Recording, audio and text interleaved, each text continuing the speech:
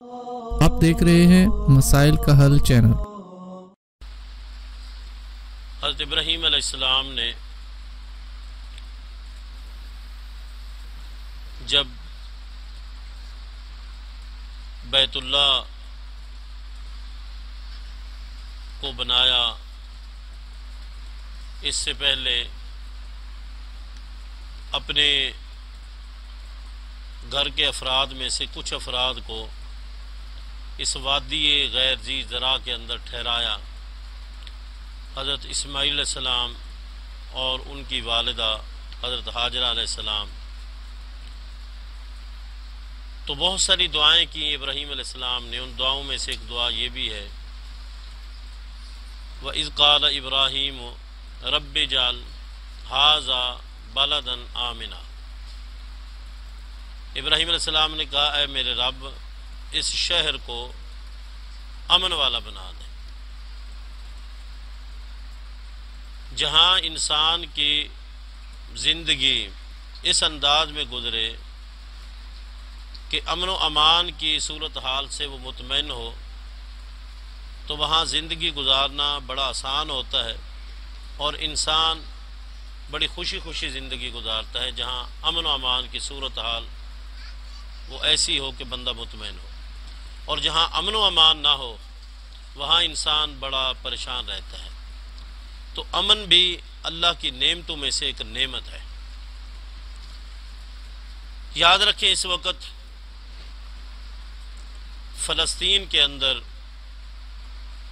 مسلمانوں پر جو ظلم و ستم ہو رہا ہے اور ان کا امن و سکون ختم کیا جا رہا ہے، اس موقع پہ ہم کیا کر سکتے ہیں؟ سب سے پہلی بات تو یہ سمجھیں کہ ابھی میں نے قرآن پاک کا ایک مقام پڑھا ہے، آپ نے سنا ہے نماز کے اندر، وَإِن طَائِفَتَانِ مِنَ الْمُؤْمِنِينَ اقْتَتَلُوا، اگر مومن کے دو گروہ آپس میں لڑیں، مومن، تو اس میں تم نے کیا کردار ادا کرنا ہے؟ فَأَصْلِحُوا بَيْنَهُمَا، ان کے درمیان اصلاح، صلح۔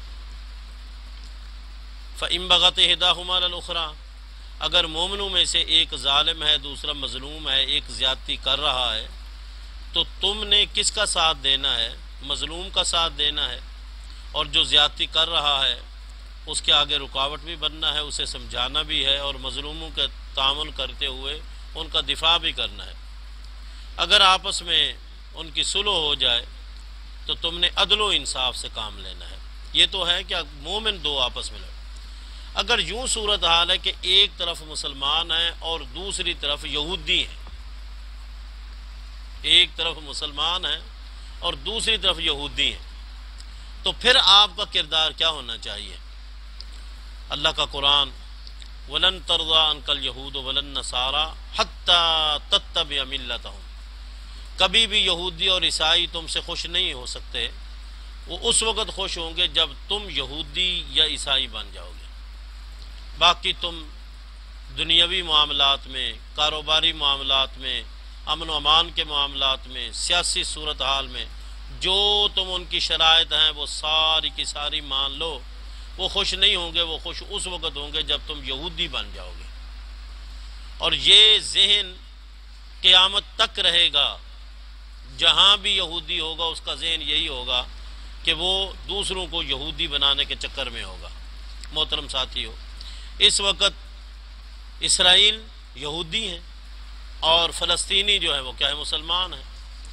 اب اس موقع پہ اگر کوئی ایک مسلم ملک یہ کہتا ہے کہ دونوں کو حوصلے سے کام لینا چاہیے، تو اسی سے آپ اندازہ لگا سکتے ہیں کہ اس کی سوچ کیا ہے۔ اور ایک یہ ہے کہ وہ مظلوموں کا ساتھ دیتا ہے، قولاً فعلاً، ہر انداز میں، کھلم کھلا، تو اس سے بھی آپ اندازہ لگا سکتے ہیں۔ اس وقت 50 سے زیادہ امت مسلمہ کے ممالک ہیں، 50 سے زیادہ۔ یقین کریں اگر وہ صرف اور صرف کلمہ توحید پر متفق ہو جائیں تو دنیا کے اندر کوئی بھی غیر مسلمانوں کے آگے وہ دم نہیں مار سکتا۔ اللہ پاک نے مسلمانوں کو سب کچھ دیا ہوا ہے، جتنے بھی زمینی ذخائر ہیں الحمدللہ مسلمانوں کے پاس وافر مقدار میں ہیں۔ ٹیکنالوجی کے حوالے سے مسلمانوں کے پاس کوئی کمی نہیں ہے، ایٹمی صلاحیت کے حوالے سے مسلمانوں کے پاس اب کوئی کمی نہیں ہے، فوج کی طاقت اور شجاعت کے حوالے سے مسلمانوں کی جو فوج ہے وہ کسی سے کم نہیں ہے۔ فرق کیا ہے؟ وجہ کیا ہے؟ وجہ یہ ہے کہ نبی صلی اللہ علیہ وسلم فرمایا ایک وقت آئے گا تمہارے اندر وہن پیدا ہو جائے گا، جس کے نتیجے میں دشمن تمہیں وہ مٹائیں گے اور تم اس طرح ختم ہو جاؤ گے جس طرح پانی کے اوپر جھاگ ختم ہو جاتی ہے۔ آپ سے پوچھا گیا وہن کیا ہے؟ آپ نے فرمایا حب الدنیا و کراہیت الموت، دنیا دار بن جاؤ گے، آخرت کی فکر ختم ہو جائے گی۔ یہی وہ چیز ہے جو مسلمانوں کو تباہ و برباد کرے گی۔ آج ہر مسلم ملک اپنے مفاد کو سوچ رہا ہے، اسلام کے حوالے سے کوئی بھی نہیں سوچ رہا۔ ملکی مفاد مقدم ہے، اسلام مقدم نہیں ہے۔ جس دن مسلمانوں کی سوچ یہ پیدا ہوگی کہ اسلام مقدم ہے، ملکی مفاد مؤخر ہیں، اسی دن جو ہے نا وَلَا تَهِنُوا وَلَا تَحْزَنُوا وَأَنْتُمُ الْأَعْلَوْنَ إِن كُنتُم مُؤْمِنِينَ، تم کمزور نہ ہو، بزدلی نہ دکھاؤ، تم ہی بلند ہو، تم ہی غالب ہو، میدان تمہارا ہے۔ شرط یہ ہے ان کنتم مومنین، تمہارے پاس ایمان کی جو قوت ہے وہ موجود ہونی چاہیے۔ آج افسوس تو یہ ہے کہ ایران جیسا ملک وہ کھلم کھلا ان کا ساتھ دے رہا ہے، اور وہ مسلم ممالک جن کا حق بنتا تھا وہ پیچھے ہیں، وہ بول نہیں رہے، وہ مصلحت والی بات کر رہے ہیں، وہ لچک والی بات کر رہے ہیں، وہ کھلم کھلا اسلام کے حوالے سے قرآن و سنت کا جو تقاضا ہے وہ کھلم کھلا نہیں کہہ رہے۔ یاد رکھیں، چاہے چائنا کا اپنا مفاد ہے، چاہے روس کا اپنا مفاد ہے، چاہے جس کا جو مفاد ہے، کم سے کم جو اسلامی ممالک ہیں ان کا رویہ کیا ہونا چاہیے؟ ان کا رویہ کیا ہونا چاہیے؟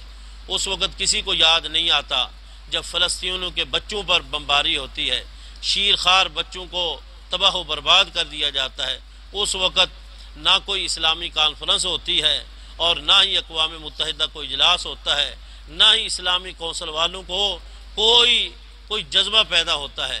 اب جو ہے اسلامی کونسل والوں کو بھی جذبہ ہے، اب فلاں ممالک ان کو بھی جذبہ ہے۔ یاد رکھیں، یہ یہودی اور عیسائی کبھی بھی تم سے خوش نہیں ہو سکتے جب تک کہ تم یہودی اور عیسائی نہ بنو، اور یہ اللہ کا قرآن اس نے کہہ دیا ہے اور یہ قیامت تک کے لیے کہہ دیا ہے، وَلَن تَرْضَىٰ عَنْكَ الْيَهُودُ وَلَا النَّصَارَىٰ حَتَّىٰ تَتَّبِعَ مِلَّتَهُمْ۔ اور عیسائیوں کے حوالے سے تو اتنی سختی نہیں ہے جتنی سختی یہودیوں کے حوالے سے ہے، جو اسرائیل ہے۔ اللہ پاک نے قرآن پاک کے اندر یہ واضح کر دیا ہے، لَتَجِدَنَّ أَشَدَّ النَّاسِ عَدَاوَةً، سب سے زیادہ سخت عداوت والے کن کے لیے؟ لَتَجِدَنَّ أَشَدَّ النَّاسِ عَدَاوَةً لِلَّذِينَ آمَنُوا، مومنوں کے لیے سب سے زیادہ سخت عداوت کس کے دل میں ہوگی؟ الیہود، وہ یہودیوں کے دل میں ہوگی۔ اس لیے ہم اور تو کچھ نہیں کر سکتے، کم سے کم ہم رات دن اسلام کے غلبے کے لیے دعائیں کریں، مسلمانوں کے لیے دعائیں کریں، مظلوموں کے لیے دعائیں کریں، اور کوشش کریں کہ جو ہم سے ہو سکتا ہے، اور نہیں تو ہم رات کو اٹھ کر ہم یہ دعا کریں کہ اللہ اسلام کے جو ماننے والے ہیں ان کو غلبہ عطا کر، مظلوموں کی اللہ مدد کر، مستضعفین کی اللہ مدد فرما۔ یہ تو ہم کر سکتے ہیں۔ تو اس وقت بہت زیادہ ضرورت ہے کہ ہم اپنے قبولیت کے لمحات میں دعا کریں، اور دشمن جو بھی ہیں اسلام اور مسلمانوں کے، ان کے لیے دو ہی دعائیں کریں، یا اللہ انہیں ہدایت دے یا اللہ انہیں صفحہ ہستی سے مٹا دے۔ اللہ ہمیں صحیح معنوں میں مسلمانوں کے حوالے سے اپنے دلوں کے اندر قرآن و سنت کی روح سے جو جذبات ہونے چاہیے اللہ تعالیٰ توفیق دے ہم اپنے اندر پیدا کریں۔ آمین۔ واقول قولی ھذا وآخر دعوایا ان الحمد للہ رب العالمین۔